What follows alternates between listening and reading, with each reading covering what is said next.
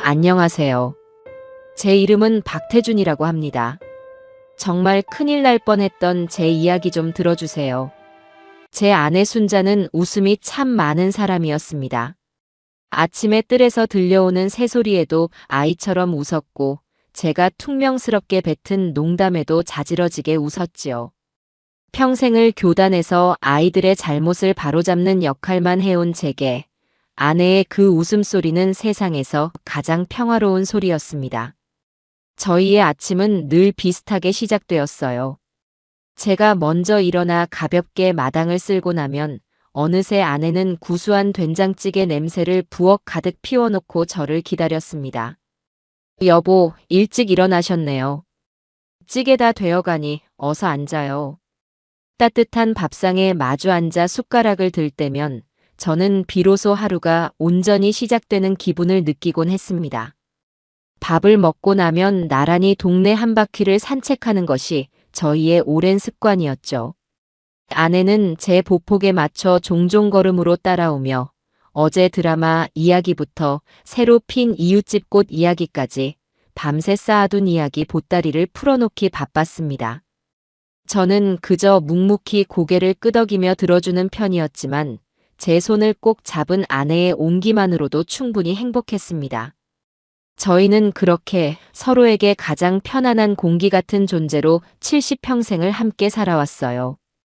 그런 저희에게 여행이란 단어는 젊은 시절의 풋풋한 약속 같은 것이었습니다.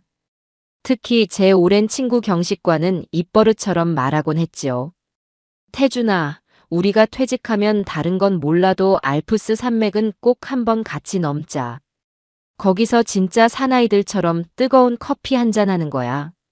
하지만 자식들 키우고 먹고 사는 일이 바빠 그 약속은 늘 먼 훗날의 이야기가 될 뿐이었습니다. 그러다 몇 해 전 경식이와 제가 나란히 은퇴를 하고 나서야 그 묵은 약속을 다시 꺼내 들 수 있었어요. 순자 씨, 우리 태준이 한 열흘만 빌려 갑시다. 40년 묵은 약속, 이자까지 쳐서 받고 와야겠습니다. 경식이의 너스레에 아내는 활짝 웃으며 제 등을 떠밀었습니다. 아이고, 그럼요. 두 분이서 좋은 구경 실컷 하고 오셔야죠. 우리 영감, 가서 촌티 낸다고 길 잃어버리지나 않을지 모르겠네. 걱정 말아요. 내가 꽉 붙들고 다닐 테니. 대신 우리 태준이 가서 기운 펄펄 나게 순자 씨가 보양식이라도 든든하게 해줘야 합니다. 그렇게 저희의 스위스 여행은 현실이 되었습니다. 아내는 저보다 더 신이 나서 제 여행 가방을 꾸리기 시작했어요. 두꺼운 내복부터 상비약, 혹시 입맛에 안 맞을까봐 꼼꼼하게 싼 볶음 고추장까지. 가방의 절반은 아내의 걱정과 사랑으로 채워져 있었습니다. 저는 그런 아내의 모습이 귀여우면서도 한편으로는 짠한 마음이 들었죠. 평생 저와 자식들 뒷바라지만 하느라 정작 자기 자신을 위해서는 변변한 여행 한번 못 가본 사람이었으니까요. 미안하구먼. 나만 좋은 구경하러 가는 것 같아서. 그런 소리 마세요. 나는 당신이 즐거우면 그걸로 좋게요.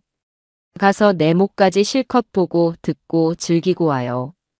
대신 조건이 하나 있어요. 조건? 매일 밤 무슨 일이 있어도 꼭 전화하기. 알았죠? 저는 아내의 손을 꼭 잡으며 약속했습니다. 당연한 일이었죠.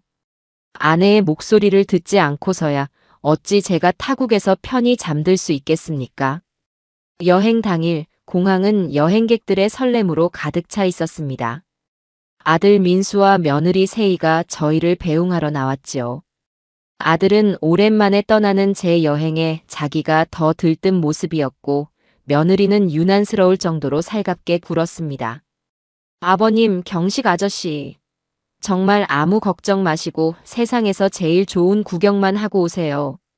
비행기에서 드시게 간식도 좀 쌌어요. 세희는 이것저것 챙겨주며 부산을 떨었습니다. 그리고는 아내의 팔짱을 꼭 끼며 말했죠. 어머님은 이 효녀 며느리가 딱 붙어서 모실게요. 아버님 안 계셔서 심심하지 않게 매일 영화도 보고 맛있는 것도 먹으러 다닐 거예요. 그렇죠, 어머님?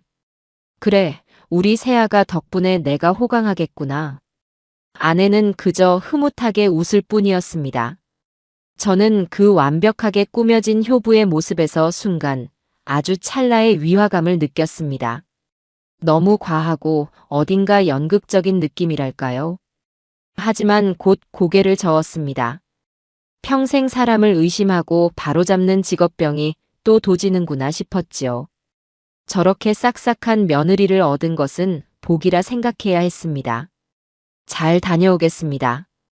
어머니 잘 부탁하네. 걱정 마시고 잘 다녀오세요, 여보. 출국장으로 들어서기 전 저는 아내를 한번 꼭 안아주었습니다. 늘 그렇듯 아내의 몸에서는 따스하고 포근한 향이 났습니다.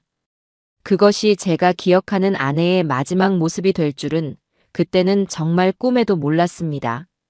친구 경식이와 함께한 열흘은 제 인생에서 손에 꼽을 만큼 행복한 시간이었습니다. 만년설이 쌓인 융프라우의 장엄한 풍경과 에메랄드빛 호수는 70평생의 시름을 모두 잊게 할 만큼 아름다웠지요. 젊은 시절의 꿈을 이뤘다는 벅찬 감동에 저희는 마치 소년으로 돌아간 듯 밤늦도록 이야기를 나누고 웃음을 터뜨렸습니다.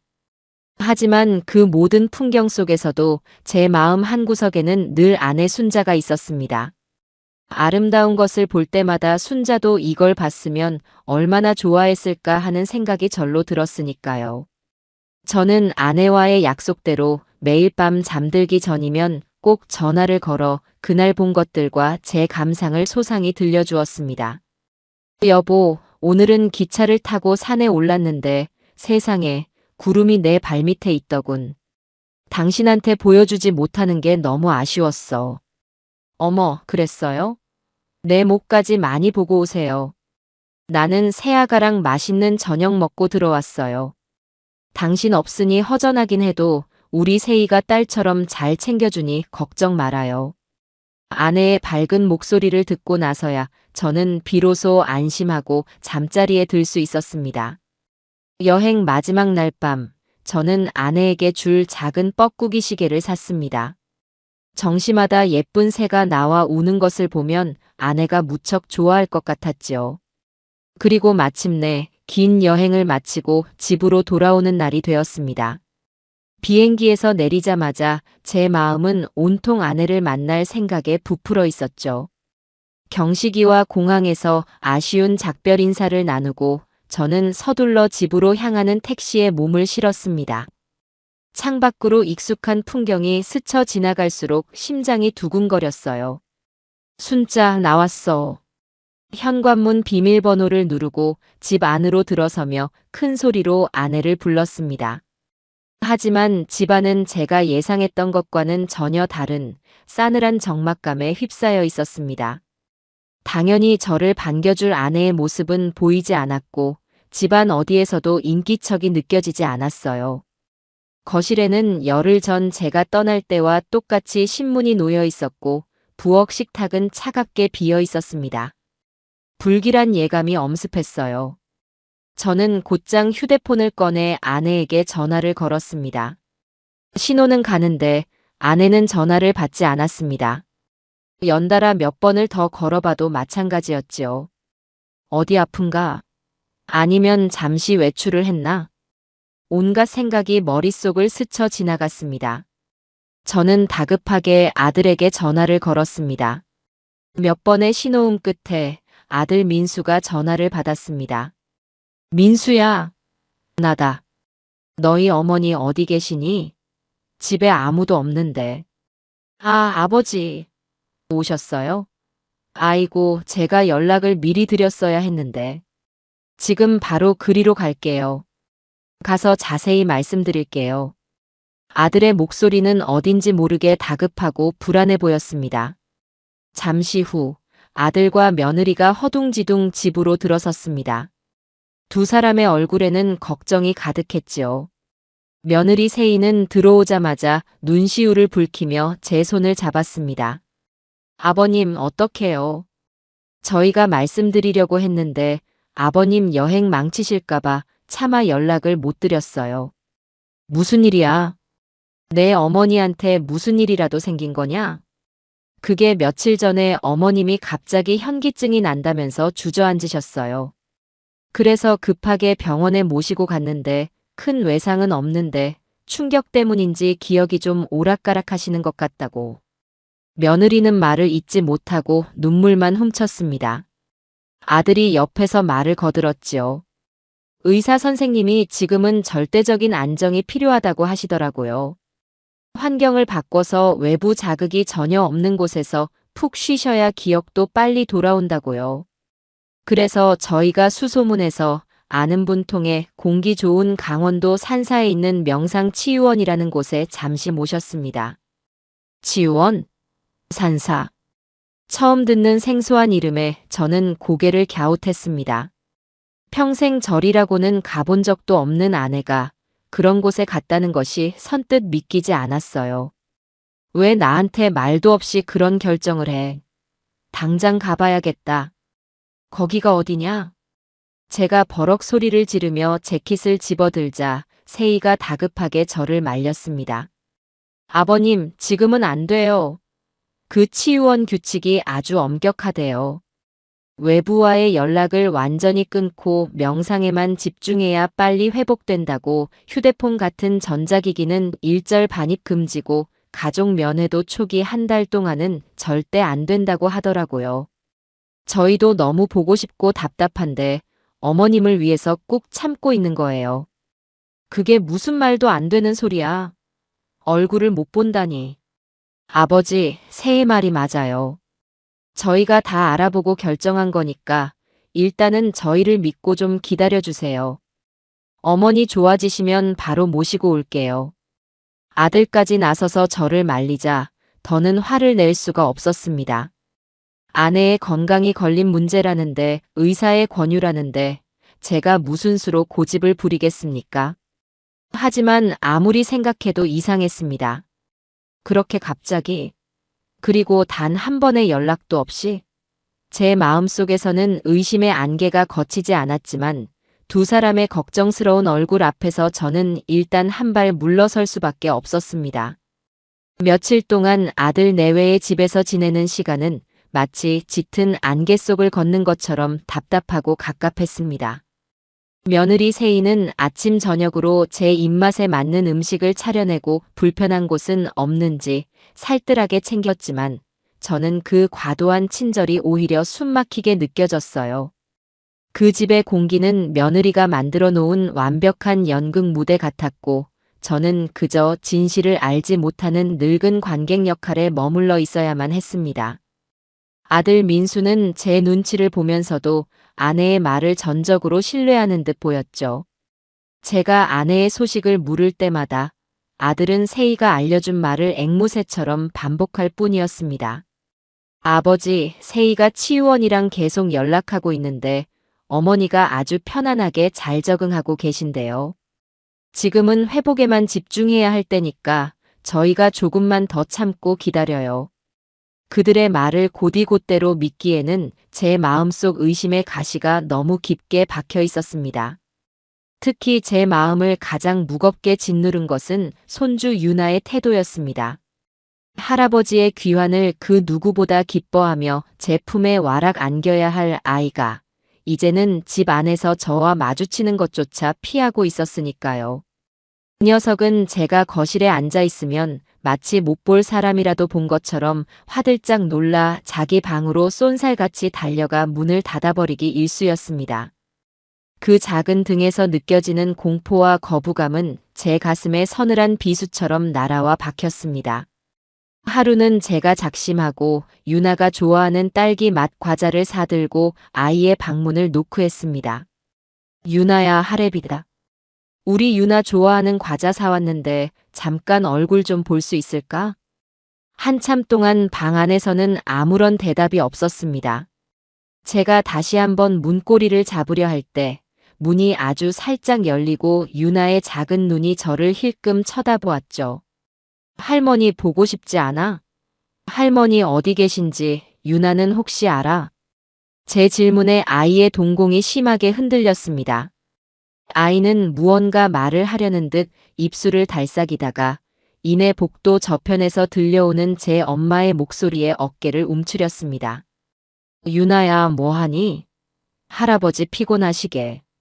세이가 다가오는 것을 본 유나는 다급하게 문을 닫아버렸습니다. 며느리는 인자한 미소를 지으며 제게 말했죠. 아버님, 애한테 자꾸 그러시면 더 스트레스 받아요. 할머니 얘기는 당분간 안 하시는 게 유나를 위해서도 좋을 것 같아요. 아이가 예민해서요. 그것은 아이를 위한 걱정이 아니었습니다. 진실이 새어나갈까 두려워하는 자의 교묘한 방어막이었죠. 평생 수천 명의 아이들을 가르치고 상담해온 제 눈을 속일 수는 없었습니다. 유나는 지금 어른의 비밀을 억지로 떠안고 그 무게에 짓눌려 고통받고 있었습니다. 도저히 이 답답함을 견딜 수가 없어 저는 아내에게 가져다 줄 옷가지를 챙긴다는 핑계로 저희 집으로 향했습니다. 아들은 아버지 뭐 필요한 거 있으시면 제가 다녀올게요라며 만류했지만 저는 그저 바람이라도 쐬고 싶다며 고집을 부렸습니다. 익숙한 현관문을 열고 집 안으로 들어서는 순간 저는 왈칵 눈물이 쏟아질 뻔했습니다. 집안 곳곳에 아내의 손길과 채취가 고스란히 배어 있었기 때문이었죠.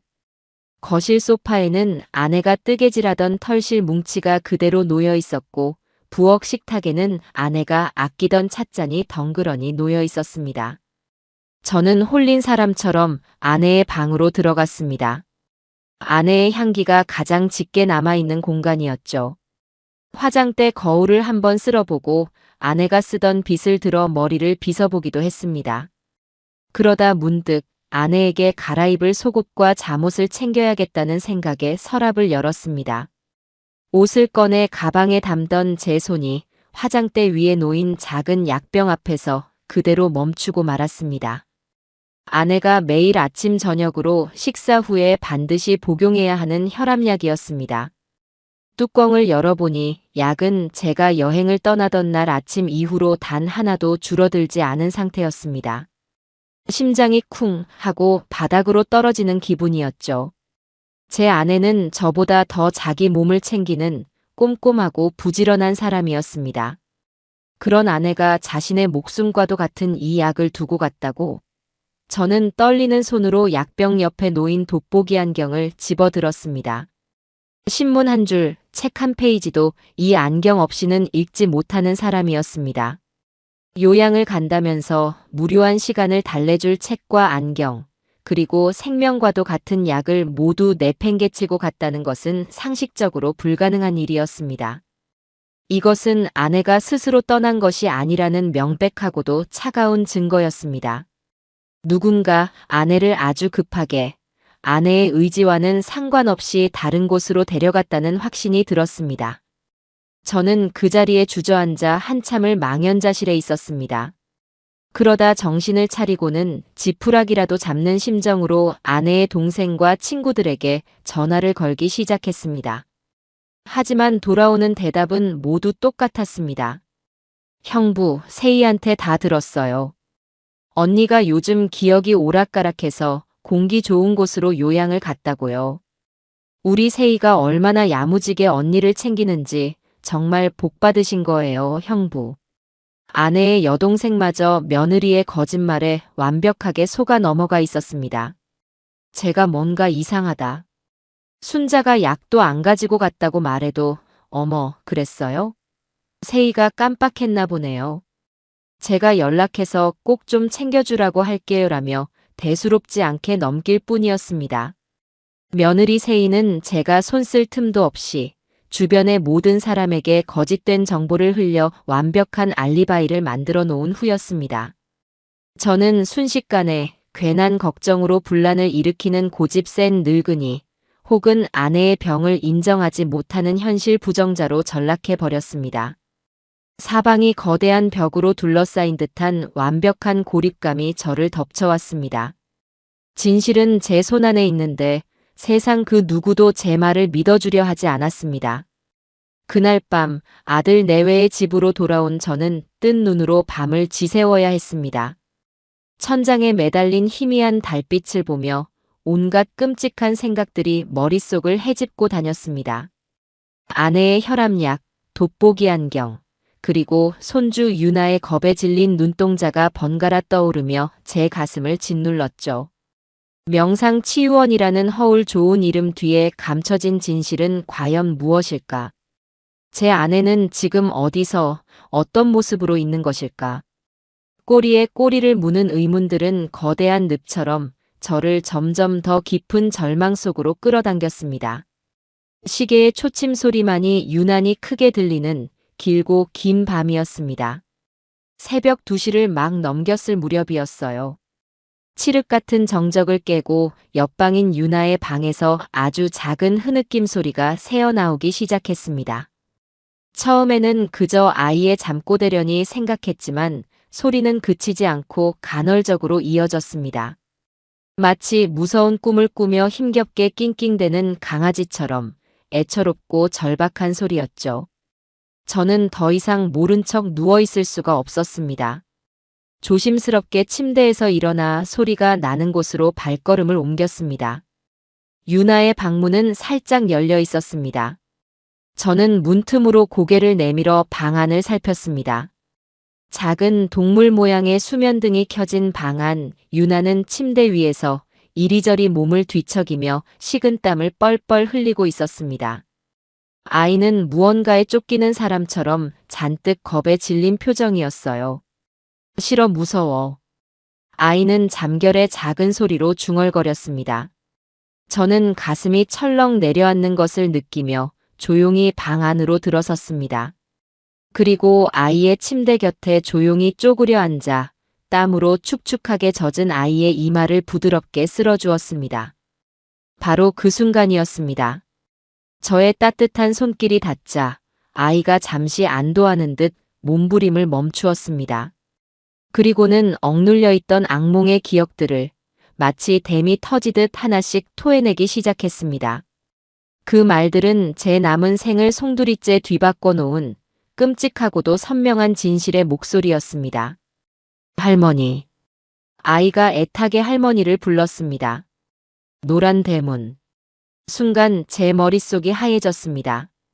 명상치유원이라던 며느리의 말이 거짓이라는 확신이 번개처럼 스쳐 지나갔습니다. 아저씨가 할머니 팔 꽉 잡았어. 아이는 마치 그 장면을 다시 보는 것처럼 몸을 부들부들 떨었습니다. 제 심장은 얼음장처럼 차갑게 식어갔습니다. 그리고 아이의 입에서 나온 마지막 한마디는 제 남은 이성을 완전히 끊어놓고 말았습니다. 할머니는 맨날 잠만 자. 그것은 휴식이 아니었습니다. 명상도 아니었죠. 제 아내가 어딘지 알 수 없는 노란 대문이 있는 곳에서 정체 모를 아저씨들에게 팔을 붙들린 채 자신의 의지와 상관없이 매일 잠만 자는 상태로 내몰려 있다는 뜻이었습니다. 그것은 명백한 구조 신호였습니다.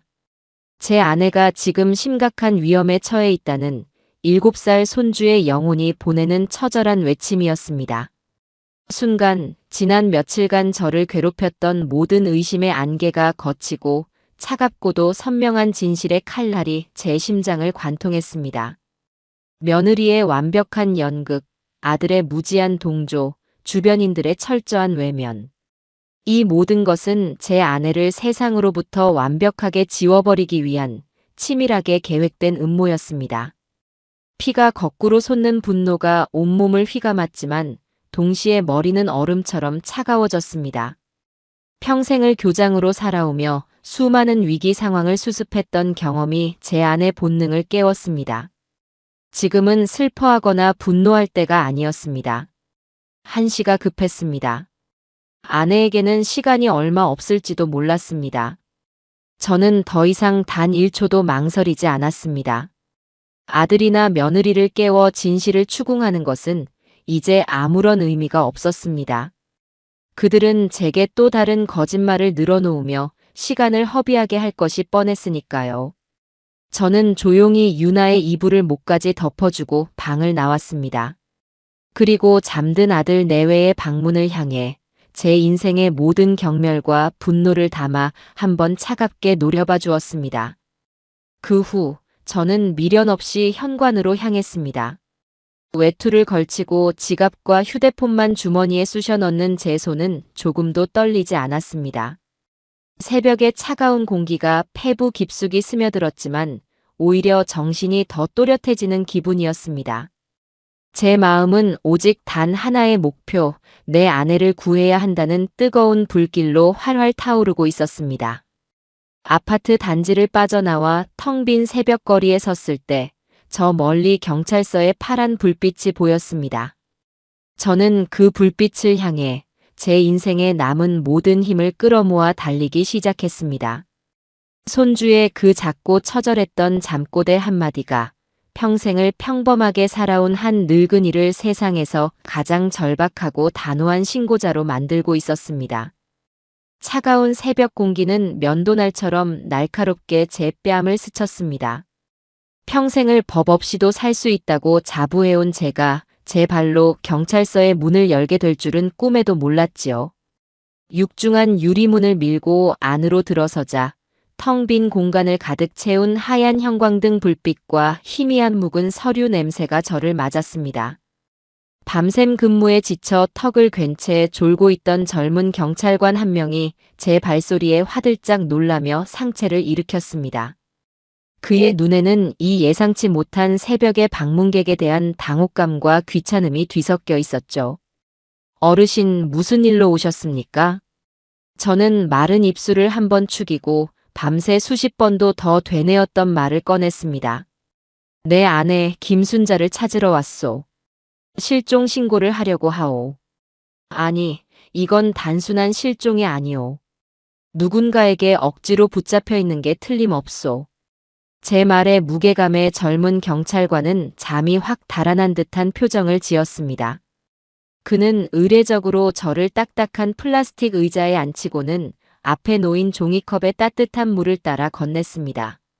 하지만 그것은 온정이라기보다는 흥분한 노인을 진정시키려는 기계적인 대응에 가까웠죠.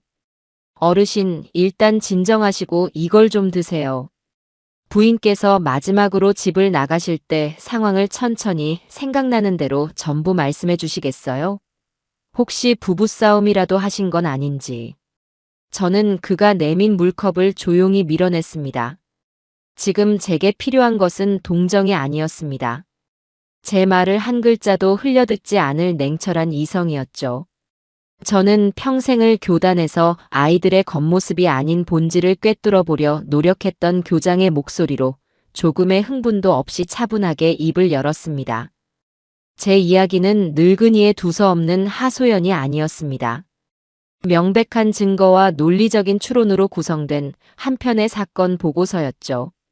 내 며느리는 내 아내가 강원도 산사의 명상치유원에 갔다고 주장하고 있소. 스트레스성 기억 상실 증세가 있어 의사의 권유로 갔다고 말이오. 내가 평생 아이들을 가르쳐 보니 숙제를 안 해온 아이들은 100이면 100, 그럴듯한 변명을 만들어내더군. 지금 내 며느리의 이야기가 딱 그렇소. 앞뒤가 맞지 않는 허술하기 짝이 없는 변명이란 말이오. 저는 잠시 숨을 고른 뒤 그의 눈을 똑바로 응시하며 말을 이었습니다. 첫째, 자발적으로 요양을 떠난 사람이 자신의 생명 유지에 필수적인 혈압약과 단 하루도 없이는 생활이 불가능한 돋보기 안경을 집에 두고 갔소. 이건 상식의 영역이오. 있을 수 없는 일이지. 둘째, 내 7살 손주가 어젯밤 악몽을 꾸며 울부짖었소. 아이의 증언은 며느리의 말과 정면으로 배치됩니다. 아이는 산사가 아닌 노란 대문이라고 했고 의사가 아닌 무서운 아저씨들이 할머니의 팔을 잡아 끌었다고 했소. 그리고 가장 결정적으로 할머니가 명상을 하는 게 아니라 맨날 잠만 잔다고 했소. 이것은 너무 수상한 일입니다. 제 논리 정연한 설명에 젊은 경찰관은 더 이상 아무 말도 하지 못하고 펜을 쥔 채 굳어 있었습니다. 그때였습니다. 안쪽 사무실에서 믹스커피가 담긴 종이컵을 들고 나오던 한 남자가 저희 대화를 듣고는 걸음을 멈췄습니다. 그는 날카로운 눈매와 다부진 체격을 가진 한눈에 봐도 오랜 세월 현장을 누빈 베테랑의 풍모를 풍기는 중년의 형사였습니다. 그는 제게 다가와 자신을 강력팀의 최 반장이라고 소개하고는 젊은 경찰관에게 눈짓을 보내 물렸습니다. 아버님 말씀 잘 들었습니다. 그는 제 앞에 앉아 저를 찬찬히 뜯어보았습니다. 그의 눈빛은 동정심이 아닌 사실관계를 파악하려는 예리함으로 가득 차 있었죠. 그런데 아버님, 아이들은 원래 상상력이 풍부해서 무서운 꿈을 자주 꿉니다. 혹시 며느님과 평소에 사이가 좋지 않으셨던 건 아니신지, 그래서 조금 오해를 하시는 건 아닌지 여쭤봐도 되겠습니까? 그것은 제 진술의 신빙성을 떠보기 위한 노련한 형사의 시험대였습니다. 저는 흔들리지 않았습니다. 최 반장, 당신도 자식이 있을 거요. 만약 당신의 아이가 매일 밤 똑같은 악몽을 꾸며 비명을 지른다면 그걸 그냥 꿈이라고 무시할 수 있겠소? 나는 40년을 아이들과 함께 했소. 거짓말을 하는 아이의 눈과 공포에 떠는 아이의 눈을 구분할 줄 안단 말이오. 내 손주의 그 눈동자 뒤에 내 아내의 목숨이 달려있을지도 모르는 일이오. 제 목소리에는 조금의 흔들림도 없었습니다. 오직 진실과 아내를 구해야 한다는 절박함만이 담겨 있었죠. 최 반장은 한참 동안 아무 말 없이 제 눈을 들여다보았습니다. 그의 무뚝뚝한 표정 뒤에서 수많은 사건들을 해결해 온 형사의 직감이 치열하게 작동하고 있음을 느낄 수 있었습니다. 오랜 침묵 끝에 그가 마침내 무겁게 입을 열었습니다. 알겠습니다, 아버님. 아버님의 그 눈빛을 보니 그냥 넘길 사안은 아닌 것 같군요. 일단 저희가 비공식적으로 아주 조용하게 조사를 시작하겠습니다. 이건 약속드릴 수 있습니다. 마침내 한 노인의 절박한 호소가 굳게 닫혀있던 공권력의 문을 연 순간이었습니다.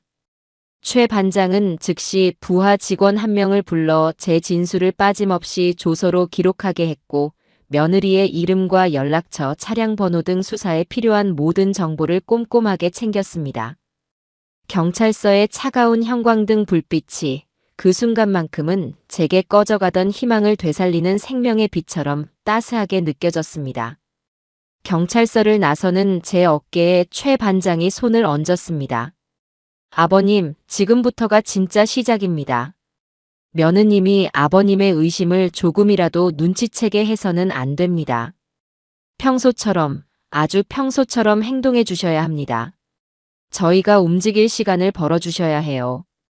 그의 말은 비수처럼 날아와 제 가슴에 박혔습니다. 아내를 위험에 빠뜨린 원수와 한 지붕 아래에서 아무것도 모르는 척 연기를 해야 한다는 사실이 기가 막혔지만 저는 말없이 고개를 끄덕였습니다.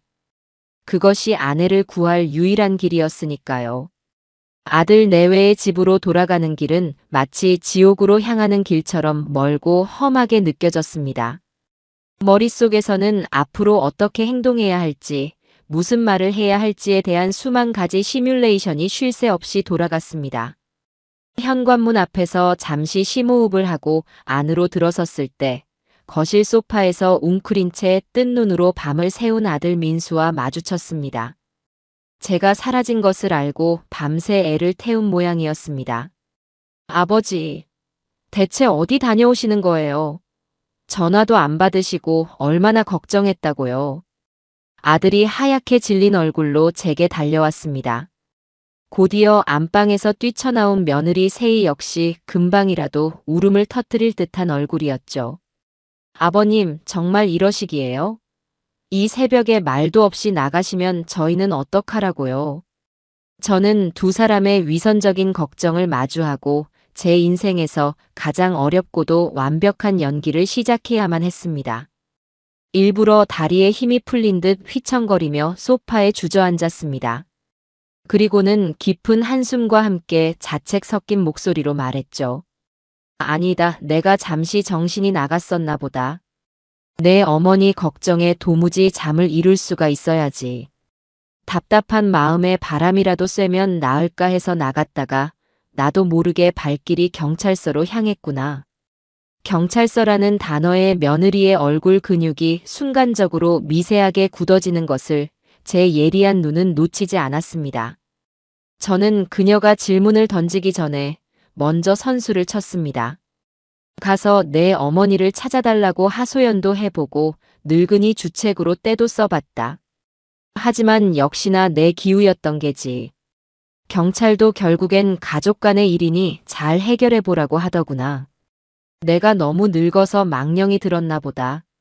너희 말대로 내 어머니는 좋은 곳에서 편안하게 잘 쉬고 계신 거겠지. 괜한 소란만 피우고 말았다. 미안하다. 제 진심 어린 사과와 자책이 담긴 연기에 며느리의 얼굴에 서렸던 긴장감이 눈 녹듯이 사라졌습니다. 그녀는 이내 안도하는 표정을 지으며 언제나처럼 상냥한 며느리의 가면을 다시 꺼내 썼습니다. 아이고 아버님, 오죽 걱정이 되셨으면 그러셨겠어요. 저희한테 서운해서 그러셨던 거잖아요. 이제라도 마음 푸셨다니 정말 다행이에요. 얼른 들어오셔서 아침 식사부터 하세요. 제가 아버님 좋아하시는 북엇국 뜨끈하게 끓여놨어요.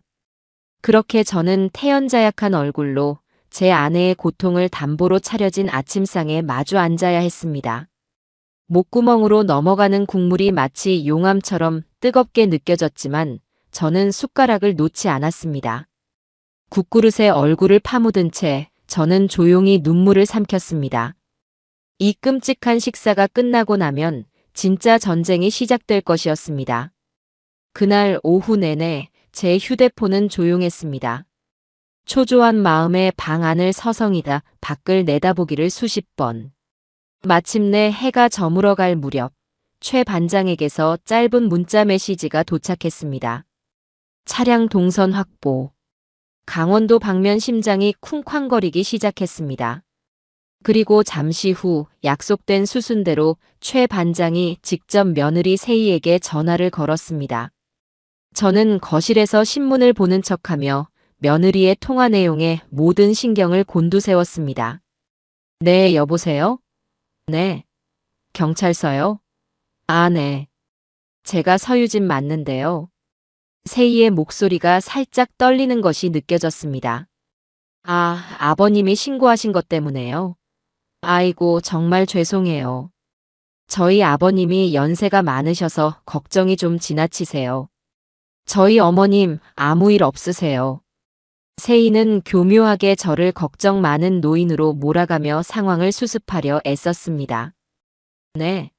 아, 어디 계시냐고요? 그럼요, 저희는 알죠. 강원도에 있는 고요한 마음 치유원이라는 곳에 계세요. 네, 주소요? 아, 주소는 잠시만요.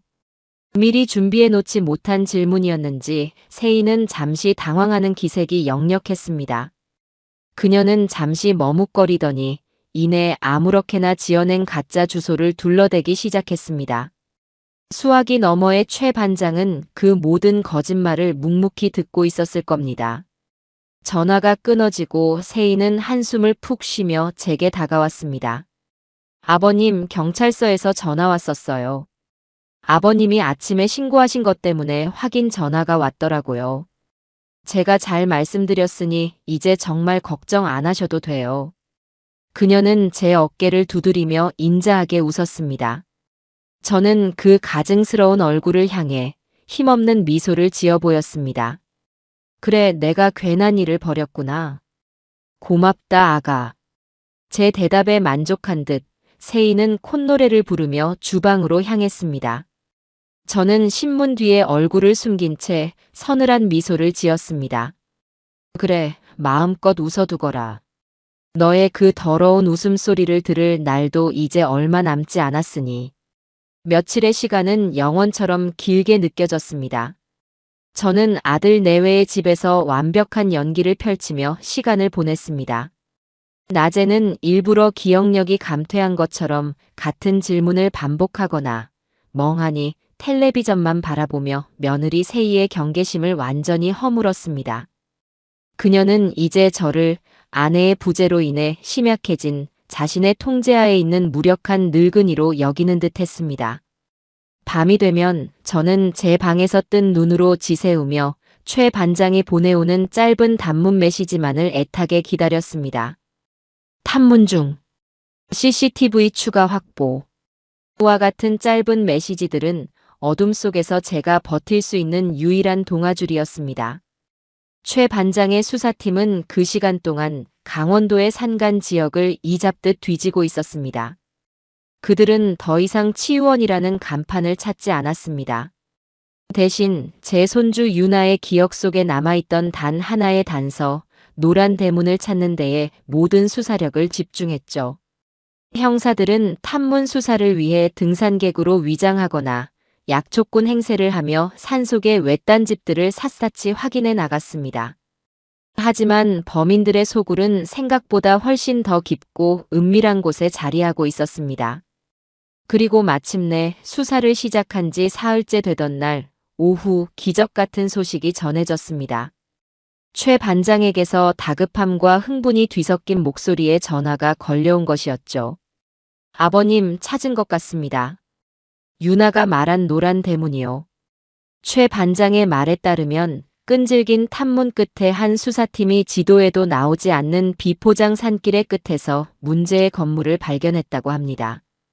그곳은 이미 오래전에 폐쇄된 가축 축사 건물을 개조한 것으로 아무런 간판도 없이 녹이 슬어 군데군데 페인트가 벗겨진 낡은 노란색 철제 대문으로 굳게 닫혀 있었다고 했어요. 주변에는 인가 하나 없이 그야말로 까마귀 소리만 들리는 완벽하게 고립된 장소였습니다. 이곳이라면 사람이 한 명 사라져도 그 누구도 알 수 없을 것 같았다고 했습니다. 저희가 즉시 건물 등기 부등본을 확인해 보았습니다. 소유주는 예상대로였습니다. 과거 사기, 불법 의료 행위 등 동종 전과가 수두룩한 전문 브로커였습니다. 그곳은 요양시설이 아니라 범죄의 소굴입니다. 가슴이 철렁 내려앉았습니다. 끔찍했던 상상이 제 눈앞에 냉혹한 현실이 되어 펼쳐진 기분이었습니다. 하지만 동시에 드디어 아내가 있는 곳을 찾았다는 생각에 희망의 불씨가 타올랐습니다. 이제 남은 것은 단 하나, 제 아내가 정말 그곳에 있는지, 그리고 안전한지를 확인하는 것이었습니다. 섣불리 경찰 병력을 투입했다가 안에 있는 범인들이 아내를 해치거나 다른 곳으로 빼돌릴 가능성을 배제할 수 없었기 때문입니다. 최 반장은 고심 끝에 팀에서 가장 기지가 뛰어나고 인상이 좋은 젊은 형사 한 명을 투입하기로 결정했습니다. 다음 날 그 형사는 인근 지역의 상수도 검침원으로 위장하고 낡은 오토바이를 타고 그 노란 대문으로 향했습니다. 문 앞에는 험상궂은 인상의 남자가 지키고 서서 날카롭게 경계했지만 젊은 형사는 조금도 당황하지 않고 준비한 서류를 보여주며 태연하게 말했습니다. 이 근방 상수도관이 노후돼서 누수 점검 나왔습니다.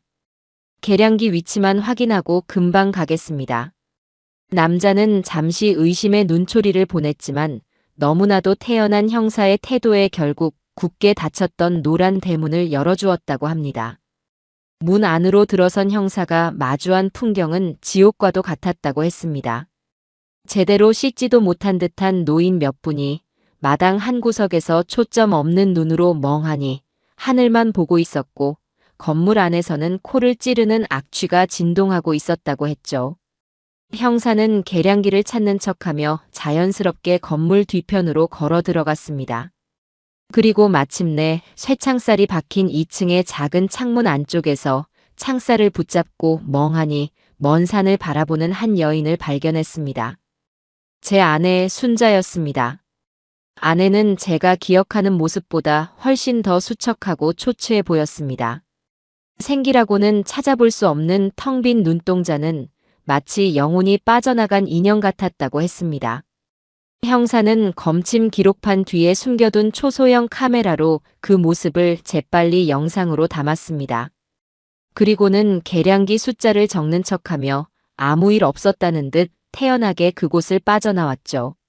몇 시간 뒤 저는 최 반장과 경찰서의 작은 조사실에서 마주 앉았습니다. 최 반장은 아무 말 없이 자신의 휴대폰을 제게 건넸습니다. 화면 속에서는 제가 그토록 애타게 찾아 헤맸던 아내의 모습이 영상으로 재생되고 있었습니다.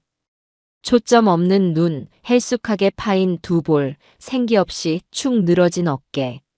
영상은 짧고 거칠었지만 그 사람이 제 아내 순자라는 것을, 그리고 지금 제 아내가 어떤 고통 속에 있는지를 알아보는 데는 긴 시간이 필요하지 않았습니다. 여보, 미안하오. 내가 너무 늦었소. 저는 휴대폰을 부서져라 움켜쥐고 어린아이처럼 목 놓아 울었습니다.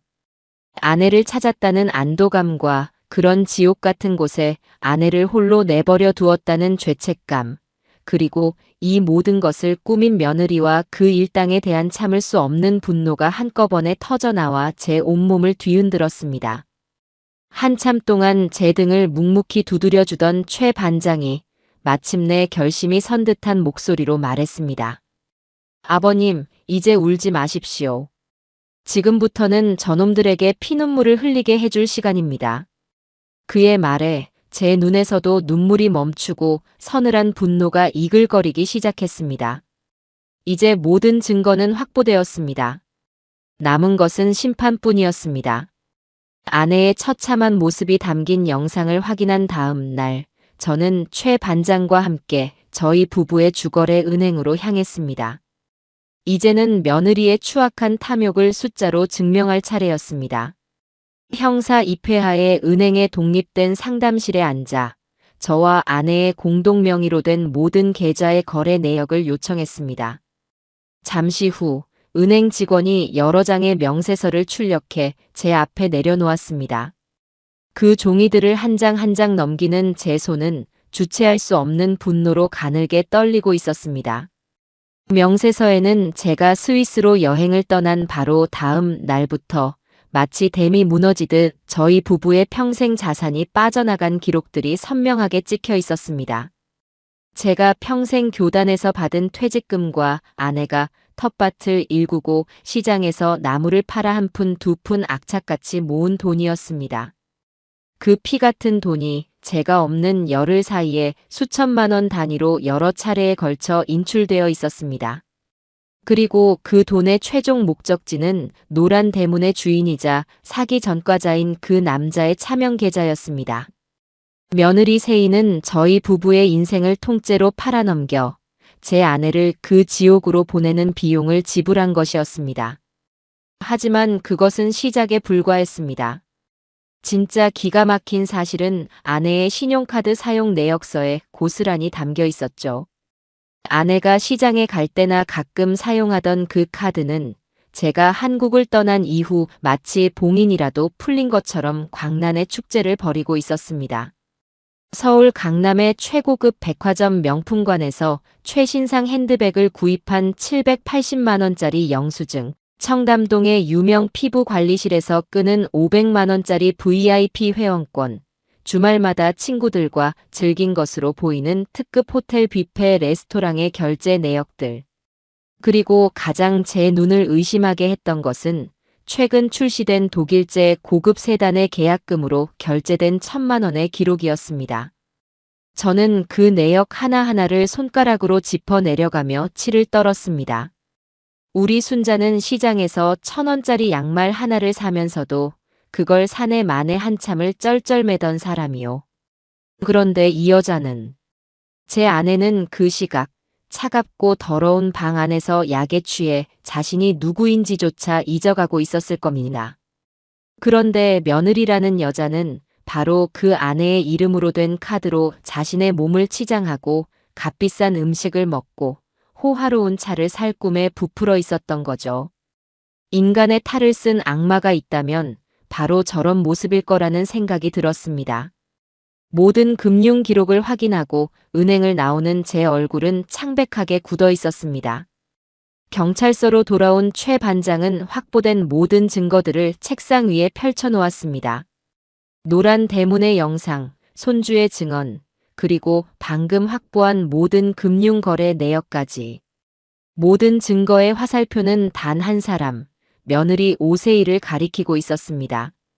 아버님, 이걸로 완벽합니다.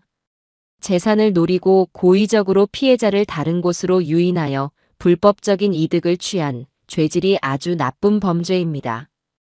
저희는 사기, 횡령, 약취 유인 혐의까지 모두 적용하여 구속영장을 청구할 겁니다. 이렇게 되면 저들은 절대로 법망을 빠져나가지 못합니다. 최 반장의 목소리에는 이제 범인을 잡을 수 있다는 강한 자신감이 서려 있었습니다. 그는 즉시 팀원들을 모아 영장 신청을 위한 서류 작업과 내일 새벽에 있을 아내 구출 및 범인 검거 작전에 대한 브리핑을 시작했습니다. 그 모습을 지켜보던 저는 마침내 굳은 결심을 하고 최 반장에게 다가가 말했습니다. 최 반장, 마지막으로 한 가지 부탁이 있소. 내 며느리 그 여자를 체포할 때 반드시 내가 그 자리에 함께 있게 해주시오. 제 목소리는 낮고 차분했지만 그 안에는 서슬퍼런 결의가 담겨 있었습니다. 그 여자가 법의 심판을 받기 전에 먼저 남편인 내 심판을 받게 해야겠소.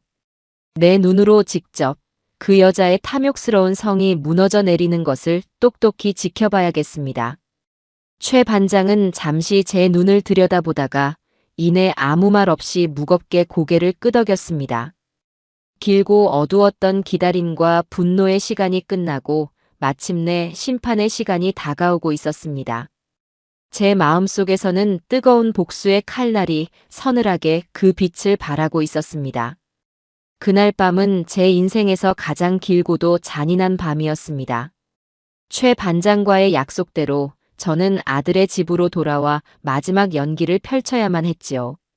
내일 새벽이면 제 아내를 구출하기 위한 작전이 시작될 것이고 이 지옥 같은 연극도 끝이 날 것이었습니다. 하지만 그 새벽이 오기까지의 몇 시간은 마치 영원처럼 아득하게만 느껴졌습니다.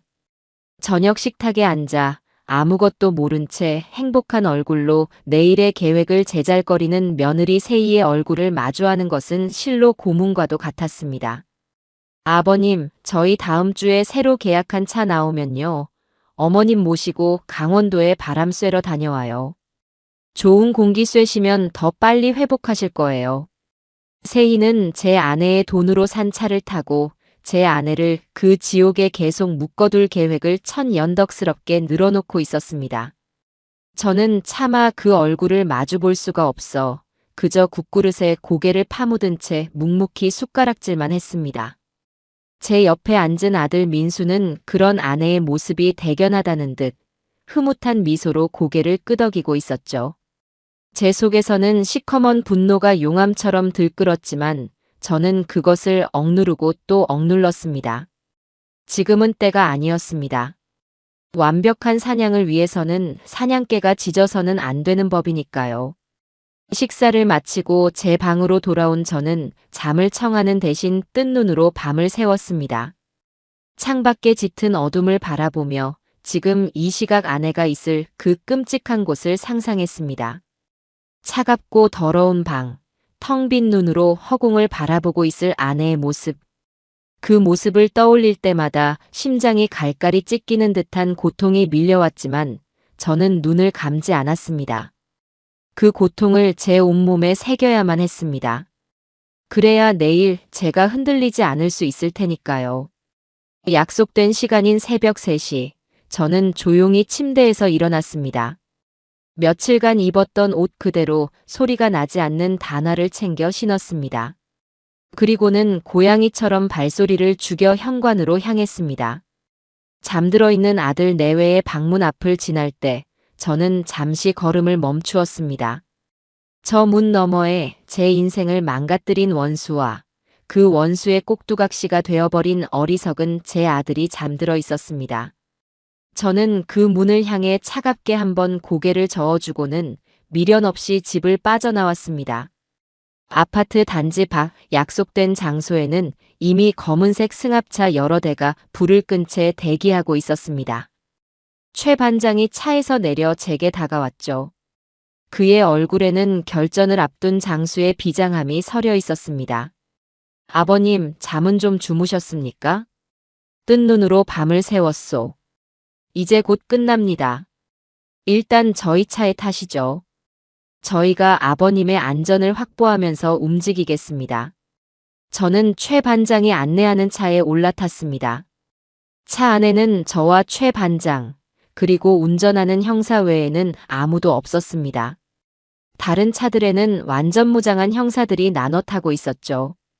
잠시 후 선두차의 헤드라이트가 조용히 켜지자 모든 차량이 약속이라도 한 듯 일사불란하게 움직이기 시작했습니다.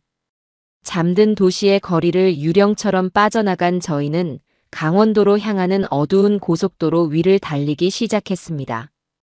차 안에는 무전기에서 간간히 들려오는 짧은 보고 소리 외에는 아무런 소리도 들리지 않았습니다. 저는 창밖으로 빠르게 스쳐 지나가는 어둠을 바라보며 오직 아내의 이름만을 마음속으로 되뇌었습니다. 순자, 조금만 더 버텨주오. 내가 지금 가고 있소. 2시간이 넘게 달렸을까 저희를 태운 차량들은 마침내 목적지인 외딴 산길 입구에 도착했습니다. 날은 아직 밝지 않았지만 저 멀리 동쪽 하늘이 희미하게 푸른빛을 띠기 시작하고 있었죠. 최 반장은 차에서 내려 모든 팀원들을 소집했습니다. 그는 위성 사진이 붙어있는 작전판을 가리키며 마지막 브리핑을 시작했습니다. 어조는 정문의 노란 대문을 돌파하여 주범들을 제압한다. B조는 건물 뒤편으로 돌아 도주로를 차단하고 C조는 창문을 통해 내부로 진입하여 피해자들의 신병을 확보한다. 인명피해가 발생하지 않도록 각별히 유의하고 특히 구출 대상인 김순자 여사의 안전을 최우선으로 확보할 것. 질문 있나? 팀원들의 일사불란한 대답과 함께 작전은 시작되었습니다.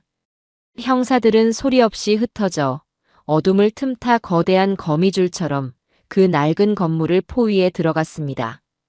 저와 최 반장은 지휘 차량 안에서 내부로 진입한 형사들의 카메라가 보내오는 실시간 영상을 숨죽인 채 지켜보고 있었습니다. 마침내 최 반장의 단호한 명령이 무전기를 통해 울려 퍼졌습니다. 진입. 그와 동시에 육중한 노란 대문이 쾅 하는 굉음과 함께 안쪽으로 부서져 들어갔습니다. 잠에 취해 있던 시설의 직원들이 비명을 지르며 뛰쳐나왔지만 그들은 순식간에 땅바닥에 제압되었습니다. 건물 뒤편으로 도망치려던 자들 역시 이미 대기하고 있던 B조 형사들에게 붙잡혔죠. 작전은 그야말로 전광석화처럼 진행되었습니다. 건물 내부가 완전히 제압되었다는 보고를 받고 나서야 최 반장은 저를 데리고 차에서 내렸습니다. 부서진 노란 대문을 넘어 안으로 들어서는 순간 코를 찌르는 역한 냄새가 제 숨을 턱 막히게 했습니다. 마당에는 미처 치우지 못한 음식물 쓰레기들이 널려 있었고 건물 내부는 이루 말할 수 없이 비참하고 더러웠습니다. 저는 그 끔찍한 풍경 속에서 제 아내가 이곳에서 보냈을 고통의 시간들을 떠올리며 치를 떨어야 했습니다. 형사들이 2층의 한 방문을 가리켰습니다. 반장님, 저 방입니다. 문이 안에서 잠겨 있습니다. 최 반장이 고개를 끄덕이자 한 형사가 단숨에 문을 부수고 안으로 들어섰습니다. 저도 그 뒤를 따라 비틀거리며 방 안으로 들어갔습니다. 그리고 그곳에서 저는 마침내 제 아내를 발견했습니다. 아내는 먼지가 뽀얗게 쌓인 창가 앞 딱딱한 나무 의자에 앉아 멍하니 동이 트는 하늘을 바라보고 있었습니다. 갑작스러운 소란에도 조금의 미동도 없이 마치 영혼이 빠져나간 사람처럼요. 순자. 제 목소리는 갈라지고 떨려 나왔습니다. 제 목소리를 들었는지 아내가 아주 천천히 기계처럼 삐걱거리며 고개를 돌렸습니다. 아내의 눈은 저를 보고 있었지만 그 안에는 아무런 감정도 담겨 있지 않았습니다. 마치 처음 보는 낯선 사람을 보는 듯한 텅 비어버린 눈동자였죠. 여보, 나요. 태준이. 당신 남편 박태준이가 왔어. 저는 아내의 앞으로 다가가 무릎을 꿇었습니다. 그리고는 차갑게 식어버린 아내의 손을 두 손으로 부여잡았죠. 제 손에 온기가 전해졌는지 아내의 텅 빈 눈동자가 아주 미세하게 흔들리기 시작했습니다. 아내의 마른 입술이 아주 천천히 힘겹게 열렸습니다. 여보, 거의 한평생을 함께 살아오면서 단 한 번도 들어본 적 없는 희미하고도 가냘픈 목소리였습니다. 그 목소리가 제 이름을 부르는 순간 제 눈에서는 뜨거운 눈물이 왈칵 쏟아져 내렸습니다. 그래, 나요. 내가 왔어. 이제 괜찮아. 이제 다 괜찮아. 저는 아내의 앙상한 어깨를 부서져라 끌어안았습니다. 제 품에 안긴 아내는 한참 동안 아무런 반응이 없다가 이내 아주 작은 아이처럼 어깨를 들썩이며 울음을 터뜨리기 시작했습니다. 그 울음소리는 지난 시간 동안 아내가 겪었을 모든 공포와 외로움, 그리고 고통을 토해내는 절규와도 같았습니다. 저는 그런 아내를 더욱더 힘껏 끌어안고 함께 울었습니다. 길고 길었던 악몽이 마침내 끝나는 순간이었습니다. 강원도 산골의 그 끔찍한 소굴에서 구출된 아내는 곧바로 서울의 한 종합병원 응급실로 옮겨졌습니다. 하얗고 깨끗한 병원 침대에 누운 아내의 모습은 그 지옥 같던 곳에서의 모습과 극명한 대조를 이루었지만 오히려 그래서 더욱 위태롭고 가여워 보였습니다. 긴급 검사를 진행하는 동안 저는 초조한 마음으로 응급실 앞 복도를 수십 번이나 오갔습니다. 1시간이 1년처럼 느껴지는 피 말리는 시간이었죠. 얼마나 지났을까 의사가 저를 불렀습니다. 의사의 진단은 제 예상을 크게 벗어나지 않았지만 그 내용은 하나하나가 제 가슴에 못을 박는 것처럼 아팠습니다. 일단 급한 고비는 넘기셨습니다. 하지만 오랜 기간 제대로 된 영양 섭취를 못하셔서 심각한 영양실조와 탈수 증세를 보이고 있습니다. 그리고 의사는 잠시 말을 고르다가 조심스럽게 말을 이었습니다. 혈액 검사 결과 강력한 신경안정제 성분이 다량 검출되었습니다. 아마 장기간에 걸쳐 환자의 의지와는 상관없이 투여된 것으로 보입니다. 기억이 혼미하거나 계속 잠만 자는 듯한 증세를 보인 것도 바로 이 때문일 겁니다. 다행히 치매와 같은 기질적인 뇌 손상은 보이지 않습니다. 하지만 약물로 인한 후유증과 정신적인 충격을 회복하는 데에는 상당한 시간이 걸릴 겁니다. 의사의 소견은 며느리 세희의 거짓말을 완벽하게 증명하는 의료적인 증거였습니다. 동시에 제 아내가 그곳에서 어떤 취급을 받았는지를 보여주는 잔인한 기록이기도 했죠. 저는 의사에게 몇 번이고 고개를 숙여 감사 인사를 전하고 아내가 있는 1인실 병실로 향했습니다. 링거를 맞으며 잠들어 있는 아내의 얼굴은 제가 알던 얼굴보다 훨씬 더 늙고 수척해 보였습니다. 저는 아내의 침대 옆에 앉아 밤새 앙상하게 마른 아내의 손을 꼭 잡고 있었습니다. 아내가 잠결에 작은 신음이라도 낼 때면 심장이 철렁 내려앉는 기분이었죠. 당신이 이 고통을 겪는 동안 나는 대체 무엇을 했는가? 뒤늦은 자책과 미안함이 파도처럼 밀려와 저를 잠식했습니다. 다음 날 오전에야 최 반장이 병실로 저를 찾아왔습니다. 그는 밤새 강원도에서 체포한 시설 운영자와 직원들을 조사하느라 뜬 눈으로 밤을 새운 듯 피곤한 기색이 역력했습니다. 아버님, 아내분은 좀 어떠십니까? 이제 막 잠이 들었소. 의사 말로는 시간이 좀 걸릴 거라고 하는군. 그놈들 전부 다 자백했습니다. 오세이가 매달 일정 금액을 보내주기로 하고 아내분을 맡겼다고 합니다. 자신들의 범죄 행위를 덮기 위해 외부와의 연락을 철저히 차단하고 약물을 사용한 사실도 모두 인정했습니다. 최 반장의 말을 듣는 제 주먹에 절로 힘이 들어갔습니다. 이제 남은 것은 그 여우 같은 며느리와 제 구실도 못한 내 아들놈을 잡는 일이요. 맞습니다, 아버님. 지금 그 두 사람은 아버님께서 아내분을 모시고 잠적했다고 생각하고 있을 겁니다. 아마 자기들끼리 온갖 궁리를 하고 있겠죠. 이제 그들을 덫으로 유인할 시간입니다. 저와 최 반장은 병실 한쪽에 마련된 작은 테이블에 마주 앉아 마지막 작전을 짜기 시작했습니다. 어떻게 하면 저들을 완벽하게 속여 스스로 제 발로 함정에 걸어 들어오게 만들 수 있을까?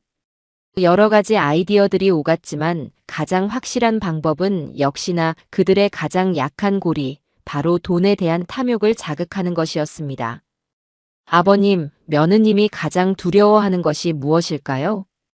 자신이 손에 넣었다고 생각한 재산이 사라지는 것이겠지. 바로 그겁니다. 저희는 한편의 연극 대본을 짜기 시작했습니다. 제가 전화를 걸어 아주 다급하고 혼란스러운 목소리로 며느리를 속이는 것이었죠. 저는 최 반장과 함께 며느리가 의심할 수 있는 모든 가능성을 차단하며 완벽한 시나리오를 만들었습니다. 전화기 너머로 들릴 배경 소음까지 계산에 넣을 정도로 치밀하게요. 모든 준비가 끝나고 저는 마침내 제 휴대폰을 들었습니다. 그리고 며느리 오세희의 번호를 눌렀죠. 신호가 몇 번 가지 않아 다급한 목소리의 며느리가 전화를 받았습니다. 아버님, 지금 어디세요? 어머님은요? 대체 어떻게 된 거예요? 저는 약속된 연기를 시작했습니다. 일부러 숨이 넘어갈 듯한 공포에 질린 목소리를 냈습니다. 세희야, 큰일 났다. 내 어머니가 갑자기 이상해졌어. 네. 그게 무슨 말씀이세요? 어머님이 왜요? 어젯밤에 갑자기 정신이 드셨는지 나를 보자마자 다짜고짜 여기서 나가자고 난리를 치시더구나. 그래서 내가 일단 급하게 모시고 나왔는데. 저는 잠시 말을 끊고 더욱 절박한 목소리로 말을 이었습니다.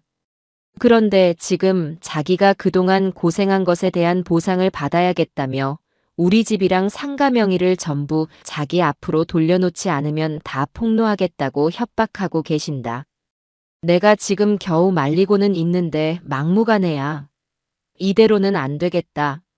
너희가 빨리 와서 내 어머니 좀 어떻게 좀 해다오. 제 혼신을 다한 연기에 전화기 너머의 세희는 완벽하게 속아 넘어간 듯 했습니다. 그녀의 목소리에는 당혹감과 함께 자신이 공들여 쌓은 탑이 무너질지도 모른다는 극도의 불안감이 섞여 있었죠. 뭐라고요? 재산을요? 말도 안 돼. 정신 차리세요, 아버님. 절대 아무데도 도장 찍어주시면 안 돼요. 저희가 지금 바로 그리로 출발할게요. 어디세요, 거기가? 여기는 강원도에서 서울로 들어오는 길목에 있는 휴게소다. 여기서 기다리고 있을 테니 최대한 빨리 와다오. 저는 일부러 저희가 있는 곳과 정반대 방향의 휴게소 이름을 댔습니다.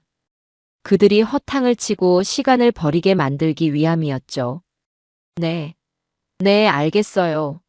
거기서 꼼짝 말고 저희 기다리고 계세요. 아셨죠, 아버님? 다급하게 전화를 끊는 소리와 함께 작전의 첫 단계는 성공적으로 끝났습니다. 저는 차가운 미소를 지으며 휴대폰을 내려놓았습니다. 제 옆에서 모든 것을 듣고 있던 최 반장이 제게 말없이 엄지손가락을 들어 보였습니다. 덫은 놓아졌고 굶주린 여우는 이제 미끼를 향해 정신없이 달려오고 있었습니다. 며느리 세희와 아들 민수는 저희가 던진 미끼를 아주 제대로 물었습니다. 그들은 자신들의 손에 거의 다 들어왔다고 믿었던 재산이 허공으로 날아갈지도 모른다는 불안감에 아마 이성을 상실한 채 제가 알려준 가짜 목적지를 향해 미친 듯이 차를 몰았을 겁니다. 그 시간 저와 최 반장은 진짜 덫을 놓기 위해 움직였습니다. 저희의 목표 지점은 그들이 서울로 돌아오기 위해 반드시 지나야만 하는 강원도와 경기도의 경계에 위치한 인적이 드문 산길의 한 굽이진 길이었습니다. 그곳은 양쪽이 가파른 산으로 막혀 있고 도로 폭이 좁아 차를 돌리기도 어려운 그야말로 막다른 길이나 다름없는 곳이었습니다.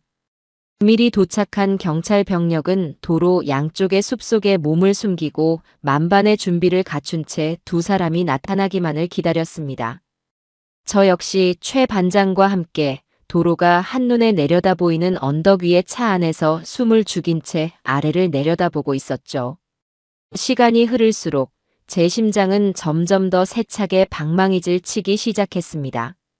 얼마나 지났을까 최 반장의 무전기에서 긴급한 목소리가 흘러나왔습니다. 목표 차량 5분 내로 작전 지역 진입 예상. 드디어 올 것이 온 것이었습니다. 저는 마른 침을 삼키며 저 멀리 구불구불한 산길의 초입을 뚫어져라 쳐다보았습니다. 곧이어 익숙한 흰색 세단 한 대가 마치 미사일처럼 빠른 속도로 코너를 돌아 나타났습니다. 제 아들 민수가 운전하는 차였습니다. 차는 약속 장소에 늦을세라 중앙선까지 넘나들며 위험천만한 질주를 이어오고 있었습니다. 차가 마침내 저희가 설정해 놓은 작전 지역의 정중앙에 들어서는 순간 최 반장은 무전기에 대고 짧고 단호한 명령을 내렸습니다. 실행. 그의 말이 떨어지기 무섭게 도로 양쪽에서 숨어있던 경찰차들이 동시에 뛰쳐나와 아들의 차량 앞뒤를 완벽하게 가로막았습니다. 끼익 하는 날카로운 타이어 마찰음과 함께 아들이 몰던 차는 급정거하며 그 자리에 멈춰 섰습니다. 갑작스러운 상황에 놀란 아들과 며느리가 어안이 벙벙한 얼굴로 차창 밖을 내다보는 모습이 보였습니다. 곧이어 경찰차들에서 내린 형사들이 일사불란하게 그들의 차를 에워쌌습니다. 그리고 바로 그때 저와 최 반장이 탄 차가 언덕 위에서 천천히 내려와 그들의 차 바로 앞에 멈춰 섰습니다. 운전석 문이 열리고 최 반장이 내렸고 뒤이어 조수석 문을 열고 제가 천천히 땅에 발을 디뎠습니다. 제 모습을 확인하는 순간 며느리 세희의 얼굴이 경악으로 물들어가는 과정을 저는 아주 천천히 그리고 똑똑히 지켜보았습니다. 그녀의 얼굴은 처음에는 의아함, 다음에는 당혹감, 그리고 이내 모든 것이 함정이었음을 깨달은 자의 완전한 절망감으로 시시각각 변해갔습니다. 저는 아무 말 없이 천천히 그들의 차 앞으로 걸어갔습니다. 운전석에 앉은 아들 민수는 제 얼굴을 보자마자 차마 고개를 들지 못하고 핸들 위로 얼굴을 파묻어 버렸습니다. 그 옆에 앉은 며느리 세희만이 독이 오른 살모사 같은 눈으로 저를 쏘아보고 있었죠. 아버님, 이게 다 무슨 짓이에요? 그녀의 목소리는 분노로 가늘게 떨리고 있었습니다. 저는 차창을 사이에 두고 그녀의 눈을 똑바로 마주보며 말했습니다. 제 목소리는 얼음장처럼 차갑고도 고요했죠. 내 돈이 그리고 내 아내의 목숨값이 너에게는 그렇게나 탐이 났더냐? 제 한마디에 세희의 마지막 이성의 끈이 끊어진 듯 했습니다. 그녀는 차 안에서 발악하며 소리치기 시작했습니다. 이게 다 당신 때문이야. 당신만 없었으면, 그 늙은이만 없었으면 모든 게 완벽했다고. 당신이 다 망쳤어. 바로 그때 최 반장이 그녀의 차 문을 열고 차갑게 빛나는 수갑을 꺼내 보였습니다. 오세희 씨, 박민수 씨. 당신들을 약취 유인, 사기, 횡령 혐의로 긴급 체포합니다. 당신들은 변호사를 선임할 수 있으며 묵비권을 행사할 수 있고 최 반장이 미란다 원칙을 고지하는 동안 세희는 짐승처럼 울부짖으며 형사들의 손길에 저항했습니다. 하지만 그녀의 발악은 오래가지 못했습니다. 형사들의 손에 이끌려 차에서 끌려 나온 그녀는 다리에 힘이 풀린 듯 그 자리에 주저앉아 버렸습니다. 아들 민수는 마치 영혼이 빠져나간 사람처럼 아무런 저항도 없이 순순히 수갑을 받았습니다. 형사들에게 양팔을 붙들려 경찰차로 향하던 세희가 마지막으로 저를 돌아보며 악에 받친 목소리로 외쳤습니다. 두고 봐. 내가 여기서 끝날 것 같아. 당신도 그 늙은이도 내가 절대로 가만두지 않을 거야. 저는 그 마지막 발악을 그저 무표정한 얼굴로 끝까지 지켜봐 주었습니다. 그리고는 나지막이 읊조렸죠. 누구에게도 들리지 않을 오직 나 자신에게 하는 다짐과도 같은 말이었습니다. 그래, 끝까지 한번 가보자꾸나. 내 얕은 탐욕과 내 깊은 분노 중에 과연 어느 것이 더 강한지 말이다. 두 사람이 탄 경찰차가 차가운 사이렌 소리를 울리며 산길을 빠져나갔습니다. 그들이 사라진 도로 위에는 저와 깊은 산의 차가운 바람만이 덩그러니 남았습니다. 길고 길었던 사냥이 마침내 끝이 났습니다. 그들이 체포된 후 저는 곧바로 경찰서로 향했습니다. 조사가 진행되는 동안 저는 별도의 대기실에서 최 반장이 전해주는 상황을 들으며 기다리고 있었죠. 며느리 세희는 조사실에 들어가서도 한동안 묵비권을 행사하며 끝까지 버텼다고 합니다. 하지만 최 반장이 노란 대문 시설에서 찍은 아내의 영상과 그녀가 흥청망청 쓴 카드 내역, 그리고 시설 운영자의 자백이 담긴 조서를 차례로 눈앞에 펼쳐놓자 마침내 무너져 내리기 시작했다고 했습니다. 하지만 제가 정말로 보고 싶었던 것은 며느리의 뻔한 발악이 아니었습니다. 바로 제 아들 민수였습니다. 과연 그 아이가 자신의 죄를 어떻게 마주할지 저는 제 눈으로 똑똑히 확인해야만 했습니다. 최 반장의 배려로 저는 취조 과정을 지켜볼 수 있는 일방향 거울이 설치된 작은 관찰실로 들어갈 수 있었습니다. 거울 너머 조사실에 홀로 앉아있는 아들의 모습은 제가 아는 아들이 아니었습니다. 그는 완전히 망가져 있었습니다. 고개를 푹 숙인 채 두 손으로 얼굴을 감싸고 아이처럼 어깨를 들썩이며 흐느끼고 있었죠. 잠시 후 최 반장이 조사실로 들어갔습니다. 최 반장은 어떤 위압적인 질문도 던지지 않았습니다. 그저 아들의 맞은편에 조용히 앉아 나지막이 물었을 뿐이었죠. 박민수 씨, 어머니가 보고 싶지 않았습니까? 그 한마디에 아들의 굳게 닫혀있던 둑이 터져 나왔습니다. 아들은 오열하며 자신의 비겁하고도 어리석었던 지난 시간들을 모두 토해내기 시작했습니다. 그것은 참회라기보다는 한심한 변명에 가까웠습니다. 세희가 다 알아서 한다고 했습니다. 어머니 건강을 위해서 잠시만 조용한 곳에 모시는 거라고 저도 처음에는 반대했습니다. 하지만 세희가 저더러 능력이 없어서 장모님한테 매일 구박만 받는다고 이번 일만 잘 해결되면 우리도 큰 소리치면서 살 수 있다고 저를 매일같이 몰아세웠습니다. 돈 문제도 어머니 재산을 잠시만 활용하면 나중에 몇 배로 불려서 돌려드릴 수 있다고 했습니다. 저는 정말 그렇게 될 줄 알았습니다. 아들은 모든 책임을 아내에게 떠넘겼습니다. 자신은 그저 아내의 등살에 못 이겨 아내의 달콤한 유혹에 넘어가 어쩔 수 없이 동조했을 뿐이라는 것이었죠. 저는 관찰실의 차가운 유리에 이마를 기댄 채 제 아들의 그 비참하고도 한심한 자백을 묵묵히 들었습니다. 분노보다도 측은함과 깊은 슬픔이 먼저 밀려왔습니다. 제가 아들을 잘못 키운 것이었습니다. 옳고 그름을 판단하는 능력 대신 그저 세상의 비바람을 피하는 요령만 가르친 제 잘못이었습니다. 아들의 조사가 끝나고 최 반장은 약속대로 제가 아들과 단둘이 마주할 시간을 마련해 주었습니다. 차가운 쇠문이 열리고 제가 조사실 안으로 들어서는 순간 아들은 화들짝 놀라며 의자에서 벌떡 일어났습니다. 그리고는 제 앞으로 다가와 소리를 내며 무릎을 꿇었습니다. 아버지, 제가 정말 죽을 죄를 지었습니다. 아들은 제 바짓가랑이를 붙잡고 이마가 바닥에 닿도록 머리를 조아리며 용서를 빌었습니다. 제발 한 번만 용서해 주세요, 아버지. 제가 다 어리석어서 그랬습니다. 세희한테 속아서. 저는 그런 아들을 아무런 감정도 없는 눈으로 그저 가만히 내려다보았습니다. 그리고는 제 인생에서 가장 차갑고도 냉정한 목소리로 아들의 마지막 희망을 꺾어버렸습니다.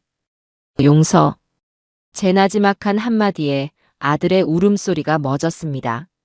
내 어미가 그 차갑고 더러운 방에서 제 이름 석자마저 잊어버릴 정도의 약에 취해 망가져가고 있을 때 너는 무엇을 하고 있었지? 저는 아들의 눈을 똑바로 쳐다보며 한자 한자 힘주어 말했습니다. 너는 내 아내의 거짓말이 주는 안락함에 취해 있었고 내 어미의 피눈물이 밴 돈으로 새 차를 살 궁리를 하고 있었을 게다.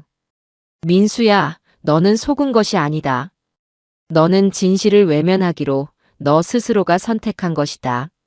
내 자신의 탐욕과 비겁함이 너를 내 어미를 해친 공범으로 만든 것이란 말이다.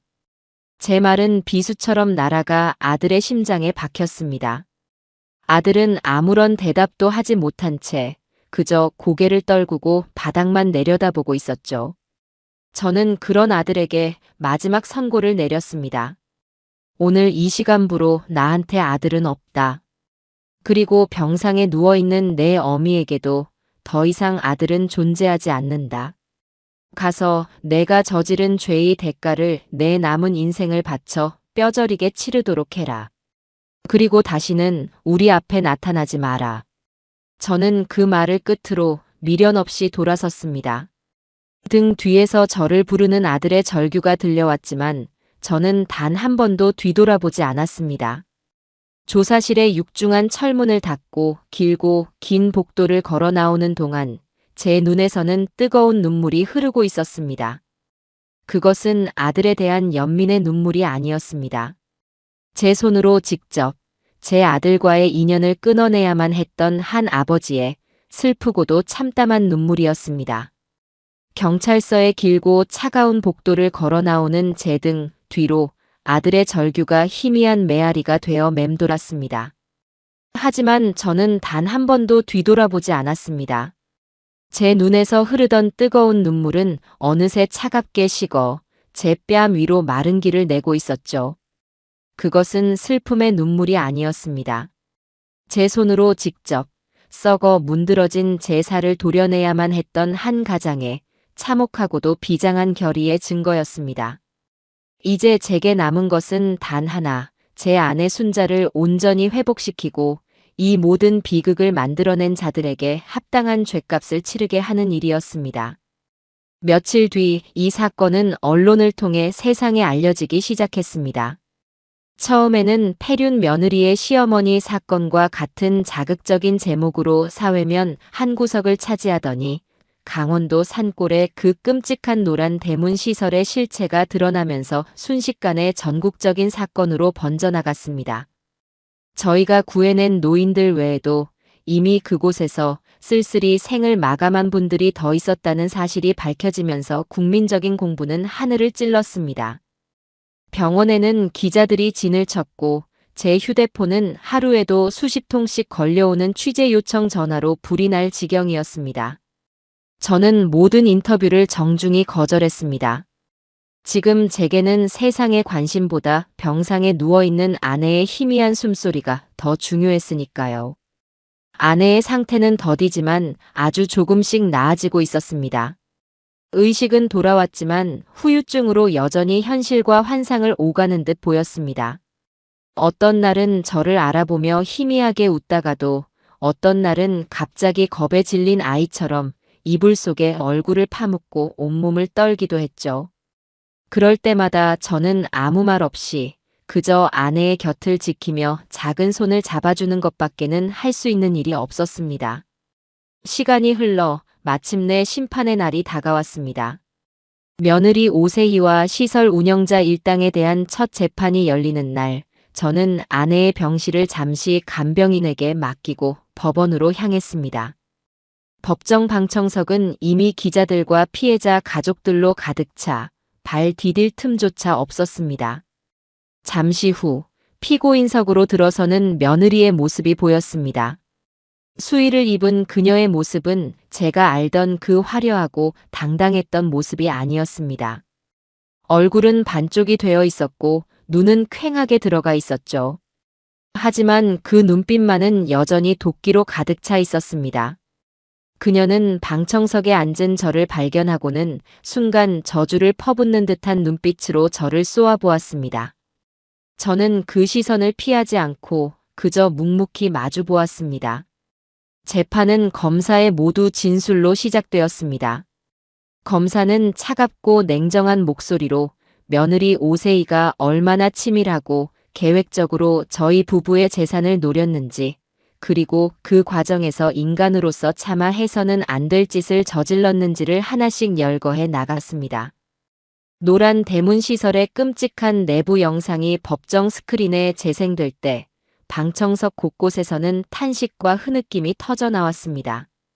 저는 주먹을 너무 꽉 쥔 나머지 손톱이 손바닥을 파고드는 고통조차 느끼지 못했습니다. 며느리의 변호사는 그녀가 산후 우울증과 과도한 스트레스로 인해 이성적인 판단을 하지 못했다며 심신미약을 주장했습니다. 하지만 그 어설픈 변명은 검사가 증거로 제출한 그녀의 화려한 쇼핑 내역과 외제차 계약서 앞에서 산산조각이 나고 말았죠. 그녀는 우울했던 것이 아니라 넘쳐나는 탐욕에 취해 있었을 뿐이었습니다. 재판이 진행되는 내내 며느리는 단 한 번도 고개를 숙이지 않았습니다. 오히려 모든 것이 제 탓이며 자신은 피해자라는 듯 억울한 표정을 지어 보였죠.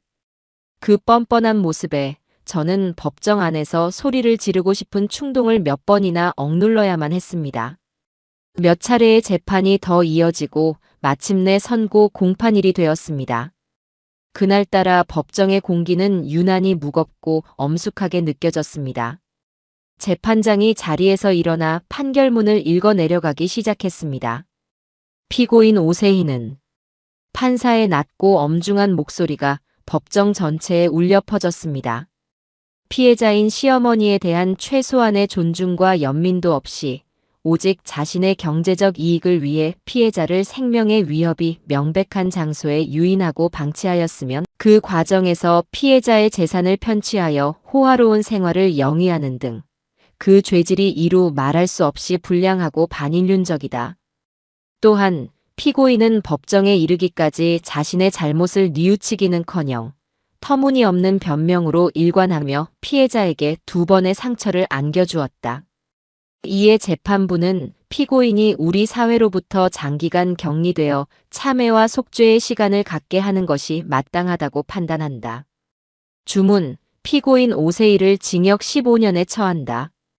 징역 15년. 그 단어가 제 귀에 박히는 순간 며느리는 믿을 수 없다는 듯 비명을 지르며 그 자리에 주저앉아 버렸습니다. 내가 뭘 잘못했는데? 내가 왜? 억울해.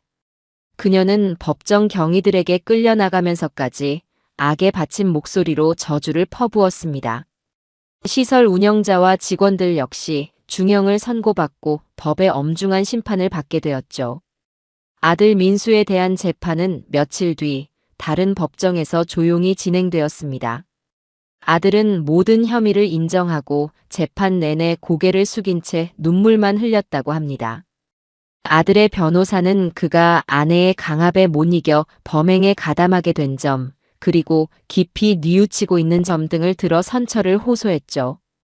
저는 그 재판에는 참석하지 않았습니다. 더 이상 제 아들이 아니었으니까요. 아들은 결국 방조 및 횡령 혐의가 인정되어 징역 3년을 선고받고 법정 구속되었습니다. 모든 심판이 끝난 후 저는 법원 앞 계단에 한참을 서 있었습니다. 하늘은 더없이 맑고 푸르렀습니다. 하지만 제 마음은 조금도 개운하지 않았습니다. 통쾌함보다는 깊고 서늘한 허무함이 제 온몸을 감싸고 있었죠. 이것이 제가 원했던 복수의 끝이었을까요? 한 사람은 감옥에 가고 한 사람은 제 인생에서 지워지고 남은 사람들은 깊은 상처를 안고 살아가야 하는 이 비참한 결말이 말입니다. 저는 주머니 속 휴대폰을 꺼내 손주 유나의 사진을 들여다보았습니다. 아이의 해맑은 미소를 보니 비로소 제가 앞으로 해야 할 일이 무엇인지 분명해졌습니다. 이제는 심판이 아닌 치유의 시간을 시작해야 할 때였습니다. 모든 법적인 절차가 끝나고 저는 아내를 집으로 모셔왔습니다. 병원의 소독약 냄새 대신 익숙한 집안의 공기와 햇살이 아내를 맞았지만 아내의 마음은 여전히 굳게 닫혀 있었습니다. 아내는 자신이 가장 안전하다고 느꼈던 공간에서조차 밤마다 악몽에 시달리며 비명을 질렀습니다. 좁은 방에 혼자 있는 것을 두려워했고 낯선 사람의 방문에는 극도의 불안 증세를 보였죠. 의사는 외상 후 스트레스 장애라는 진단을 내렸습니다. 망가진 몸을 회복하는 것보다 조각난 마음을 다시 붙이는 일이 훨씬 더 어렵고 고통스러운 과정이었습니다. 손주 유나 역시 마찬가지였습니다. 아이는 저희 집으로 온 이후 한동안 말을 잃어버린 아이처럼 입을 굳게 닫았습니다. 밤에는 할머니처럼 악몽을 꾸며 울부짖었고 낮에는 그림책의 한쪽 구석에 온통 검은색으로만 낙서를 하곤 했죠. 저는 아이의 손을 잡고 아동심리 상담센터를 찾았습니다. 전문가는 아이가 자신의 감정을 표현하는 방법을 잊어버렸다고 했습니다. 아이의 마음속에 갇혀버린 공포를 밖으로 꺼내주는 것이 시급하다고 했죠. 그날 이후 저의 하루는 온전히 두 사람을 돌보는 것으로 채워졌습니다. 아침이면 아내를 위해 부드러운 죽을 쓰고 낮에는 유나와 함께 상담센터에서 모래놀이 치료를 받았습니다. 저녁이면 잠 못 드는 아내의 등을 밤새 쓸어주며 어린 시절 어머니가 불러주시던 자장가를 의존해 주었죠. 평생을 누군가를 가르치고 바로잡는 역할만 해온 제게 누군가를 온전히 보살피고 기다려주는 일은 생각보다 훨씬 더 어렵고 고된 일이었습니다. 하지만 저는 단 한 번도 힘들다고 생각하지 않았습니다. 이것은 제가 제 소중한 가족을 지켜주지 못했던 것에 대한 속죄이자 제게 남겨진 마지막 책임이었으니까요. 시간이 약이라는 말은 때로는 진실이었습니다. 계절이 두어 번 바뀌고 저희 집 마당의 감나무에 다시 붉은 감이 열릴 무렵 아주 작은 변화들이 찾아오기 시작했습니다. 어느 날 아침 아내가 먼저 제게 말을 걸었습니다. 여보, 오늘 날씨가 참 좋네요. 너무나도 평범한 그 한마디가 제게는 천상의 음악처럼 들렸습니다. 저는 애써 차오르는 감정을 누르며 아무렇지 않은 척 대답했죠. 그러게 말이오. 우리 오랜만에 마당에 나가서 햇볕이라도 좀 쬐시다. 저는 아내를 부축해 마당의 툇마루에 앉혔습니다. 아내는 따스한 가을 햇살을 받으며 한참 동안 말없이 자신의 시든 화단을 내려다보았습니다. 그리고는 아주 작은 목소리로 말했죠. 저기 호미 좀 갖다 줄래요? 저는 창고로 달려가 녹슨 호미를 찾아 아내의 손에 쥐어주었습니다. 아내는 마른 손으로 호미를 부여잡고 툇마루에 앉은 채로 힘겹게 잡초를 하나씩 뽑기 시작했습니다. 그 작은 움직임이 아내가 다시 세상 밖으로 나오려는 첫걸음이라는 것을 저는 알 수 있었습니다. 그날 저는 아내의 등 뒤에서 한참 동안 소리 없이 눈물을 흘렸습니다. 유나에게도 변화가 찾아왔습니다. 상담 치료를 꾸준히 받으면서 아이는 조금씩 자신의 감정을 표현하기 시작했습니다. 어느 날 아이는 그림 치료 시간에 커다랗고 무서운 노란 대문을 그렸습니다. 그리고는 그 문을 온갖 색깔의 크레파스로 마구 칠하며 지워버렸죠. 한참 동안 그림을 지우던 아이가 갑자기 저를 보며 말했습니다. 할아버지, 이제 노란 대문 없어졌어요. 내가 다 물리쳤어요. 그리고는 제 품에 와락 안겨 그동안 참아왔던 울음을 터뜨렸습니다. 저는 그런 아이를 힘껏 끌어안고 등을 토닥여 주었습니다. 그래, 우리 유나가 다 물리쳤구나. 우리 강아지 정말 장하다. 이제 괜찮아. 할아버지가 꼭 지켜줄게. 그날 이후 아이는 거짓말처럼 예전의 밝고 씩씩한 모습을 되찾아갔습니다. 조잘조잘 학교 이야기를 늘어놓고 제게 시시껄렁한 농담을 던지기도 했죠. 아이의 웃음소리가 다시 집안에 울려 퍼지기 시작했을 때 저는 비로소 저희 가족의 길고 어두웠던 터널이 끝나가고 있음을 느낄 수 있었습니다. 그러던 어느 날 교도소에 있는 아들에게서 첫 편지가 왔습니다. 저는 그 편지를 며칠 동안 뜯어보지도 않고 서랍 깊숙한 곳에 넣어두었습니다. 하지만 밤마다 그 편지가 저를 괴롭혔습니다. 결국 저는 한밤중에 일어나 떨리는 손으로 편지 봉투를 뜯었습니다. 편지 안에는 삐뚤빼뚤한 글씨로 아들의 뒤늦은 후회와 절절한 사죄의 말이 가득 담겨 있었습니다. 제발 어머니와 유나를 잘 부탁한다는, 그리고 자신은 평생을 속죄하며 살겠다는 내용이었습니다. 저는 편지를 다 읽고 아무 말 없이 그것을 다시 서랍 속에 넣었습니다. 아직은 그 어떤 답장도 할 수가 없었습니다.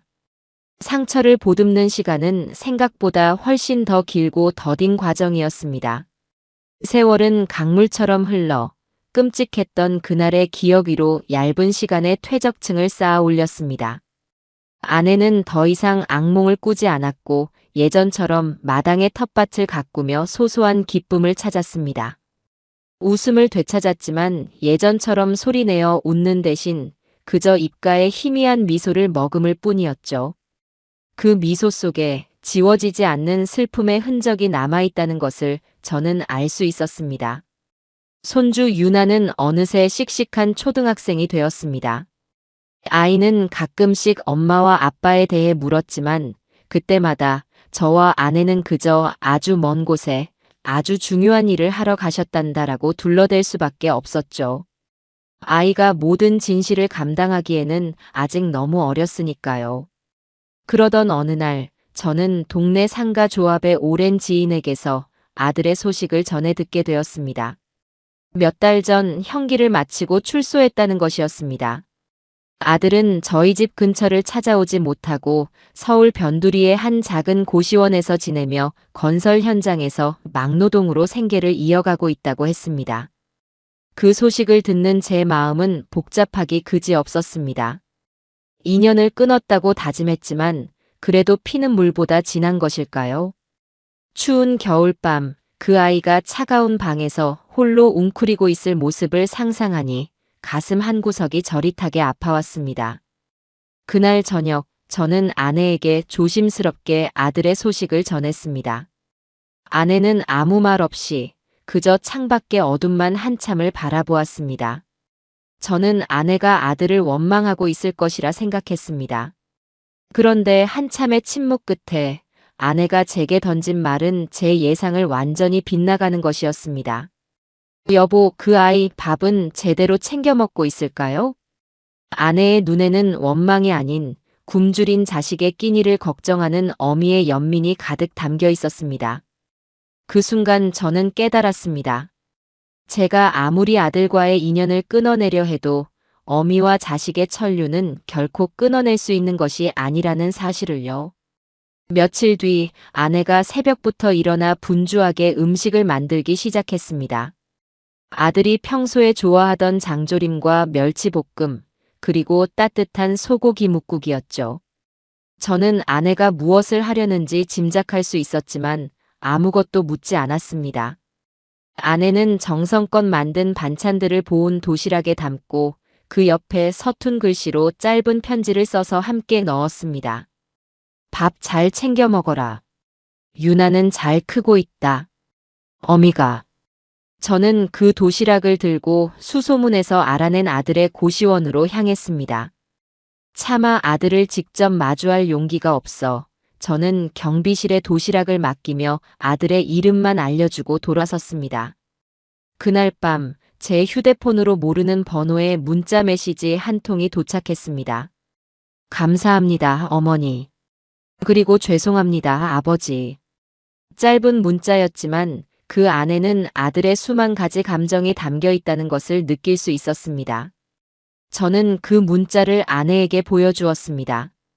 아내는 말없이 눈시울만 붉힐 뿐이었습니다. 그것이 저희 가족의 서툴고도 조심스러운 화해의 시작이었습니다. 몇 달 뒤 유나의 생일이 다가왔습니다. 아내는 며칠 전부터 제 눈치를 살피며 무언가 하고 싶은 말이 있는 듯 머뭇거렸습니다. 저는 아내의 마음을 모를 리 없었죠. 저는 아내보다 먼저 그 어려운 말을 꺼냈습니다. 여보, 이번 유나 생일에는 그 아이도 부르는 게 어떻겠소? 제 말에 아내의 얼굴에 비로소 안도하는 기색이 스쳤습니다. 저는 몇 년 만에 처음으로 아들의 번호를 눌렀습니다.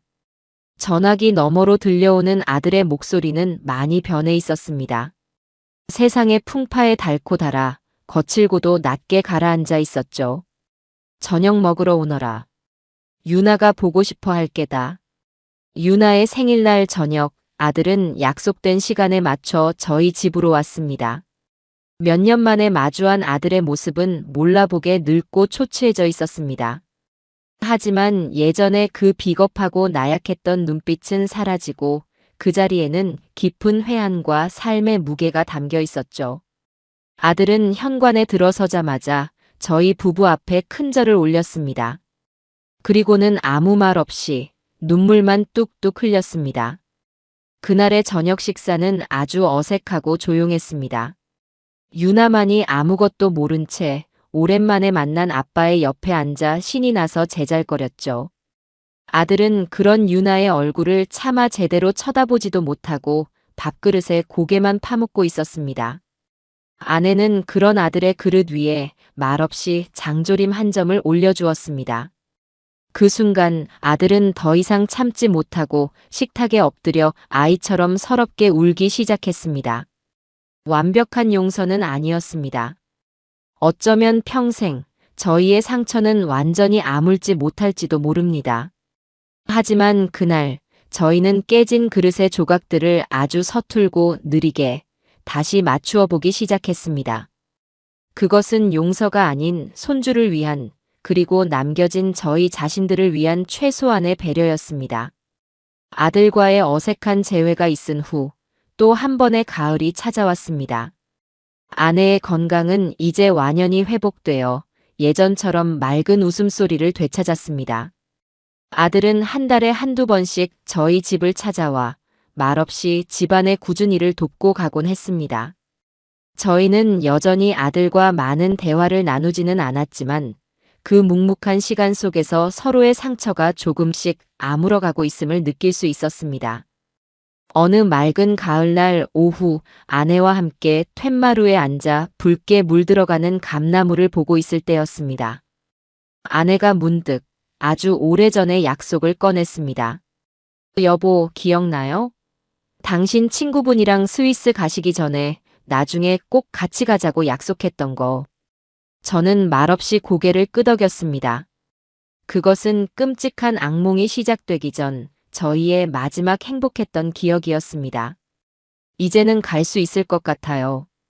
당신이랑 함께라면. 아내의 말에 저는 그동안 마음속 깊이 묻어두었던 계획을 실행에 옮길 때가 왔음을 직감했습니다. 며칠 뒤 저는 아내에게 2장의 비행기 티켓을 내밀었습니다.